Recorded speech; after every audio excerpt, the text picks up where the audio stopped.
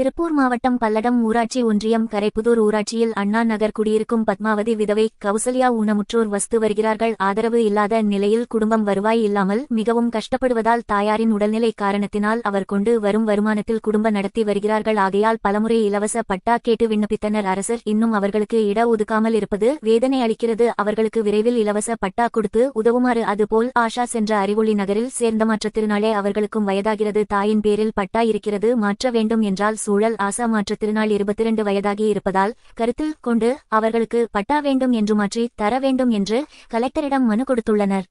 பல்லடம் ஊராட்சி ஒன்றியம் கரைப்புதூர் ஊராட்சியில் அண்ணா நகரில் குடியிருக்கும் இந்த பத்மாவதி அம்மா அவங்களும் விதவை கௌசல்யா 90% ஊனமுற்றோர் 25 ஆண்டு காலமாக அந்த பகுதியில் வசித்து வருகிறார்கள்.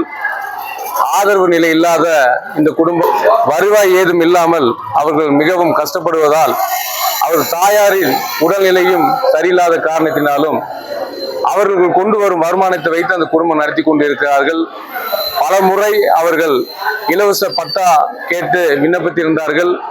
அரசாங்கம் இன்னும் அவர்களுக்கு ஒரு இடத்தை ஒதுக்காமல் இருப்பது வேதனை அளிக்கிறது.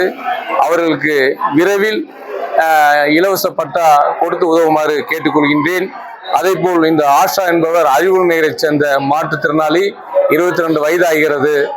அவர்களுக்கு தாயின் பேரில் பட்டா இருக்கிறது. அந்த பட்டா இவர்கள் பேரில் மாற்ற வேண்டும் என்றால் அது ஐன்பட்டாவாக மாற வேண்டும் என்று அரசு அதிகாரிகள் சொல்லிக் கொண்டிருப்பதால் அந்த இடம் இவர் பெயரில் எழுத முடியாத சூழல் இருப்பதால் அரசாங்கம் தாயுள்ளத்தோடு பரிசீலித்து இந்த ஆசா அவர்களின் நிலைமையை கருத்தில் கொண்டு அவருக்கு விரைவாக அந்த இடத்துக்கு அவர் பெயரில் பட்டா வழங்க வேண்டும் என்று கேட்டுக்கொள்கின்றோம்.